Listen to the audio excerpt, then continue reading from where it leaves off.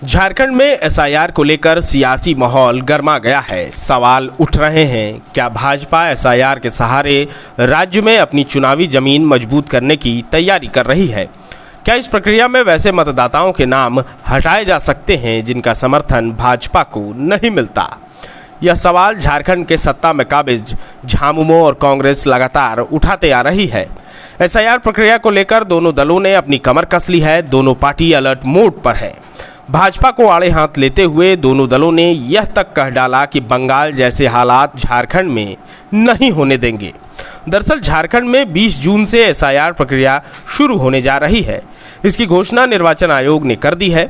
आयोग के मुताबिक 30 जून से बीएलओ घर घर जाकर मतदाताओं का सत्यापन करेंगे ताकि मृत, फर्जी या स्थानांतरित मतदाताओं के नाम हटाए जा सकें और योग्य मतदाताओं के नाम जोड़े जा सकें।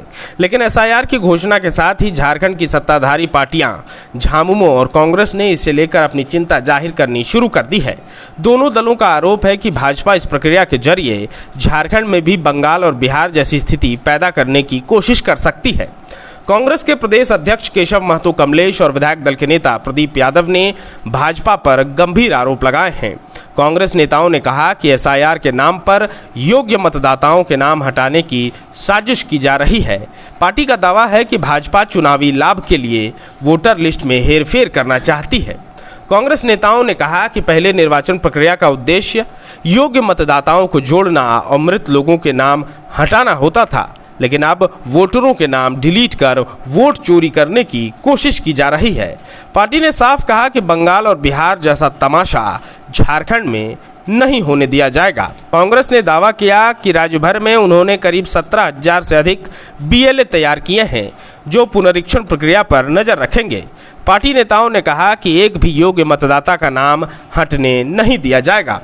विधायक दल के नेता प्रदीप यादव ने कहा कि राज्य में जनगणना की प्रक्रिया भी चल रही है और कांग्रेस पहले से जातीय जनगणना की मांग करती रही है। उन्होंने कहा कि पार्टी सरना धर्म कोड को जातीय जनगणना में शामिल कराने की दिशा में भी काम करेगी। प्रदीप यादव ने कहा कि कांग्रेस एसआईआर प्रक्रिया को लेकर पूरी तरह सतर्क है और भाजपा की किसी भी कथित साजिश को सफल नहीं होने देगी। उन्होंने कहा कि बंगाल और बिहार में जो हुआ वैसी स्थिति झारखंड में नहीं बनने दी जाएगी। वहीं झामुमो के केंद्रीय महासचिव सुप्रियो भट्टाचार्य ने भी एसआईआर प्रक्रिया को लेकर भाजपा पर सवाल उठाए। उन्होंने आरोप लगाया कि देश ने पहले सरकार की चोरी देखी, लेकिन अब वोटर चोरी की कोशिश हो रही है। सुप्रियो भट्टाचार्य ने दावा किया कि बंगाल चुनाव में लोकतंत्र को कमजोर किया गया और लाखों मतदाताओं के नाम हटाए गए।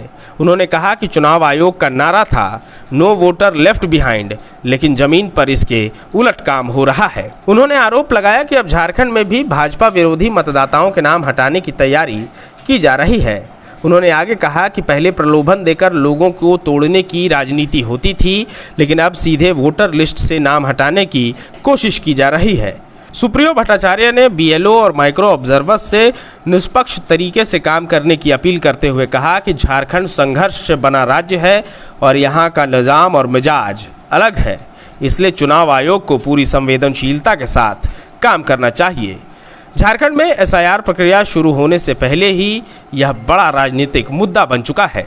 कांग्रेस और झामुमो जहां इसे वोटर लिस्ट में संभावित गड़बड़ी से जोड़कर देख रहे हैं, वहीं निर्वाचन आयोग इसे नियमित और पारदर्शी प्रक्रिया बता रहा है। गोल, जहां 27 वर्षों के सफर में 17,000 से भी अधिक छात्रों ने डॉक्टर एवं इंजीनियर बनकर भरे सफलता की ऊंची उड़ान, जहां साधारण छात्र भी झारखंड टॉपर्स बनकर बना रहे इतिहास। दूरदर्शी शिक्षाविद श्री विपिन सिंह के मार्गदर्शन में मेडिकल एवं इंजीनियरिंग के लाखों छात्रों के लिए आशा की किरण के रूप में गोल नेशंस लीडिंग इंस्टीट्यूट। प्रॉब्लम हो गया और सडनली हो गया, अचानक हो गया। तो Jeevan Jyoti super specialist hospital में एडमिट करके इनका एंजियोग्राफी कराया। एंजियोग्राफी करने के बाद वो अपना रिपोर्ट दिया कि इनका 95% प्लस ब्लॉकेज है, स्टेंट से काम नहीं चलेगा, इनको बाईपास करना ही पड़ेगा। तो कबीर हर्ब है। जब यहाँ पहुँचे फर्स्ट टाइम में इनको दिखाया तो माशाल्लाह रिपोर्ट बहुत बढ़िया है। 1 सप्ताह अंग्रेजी दवा चलाना है, उसके बाद दवाई बंद कर देना है।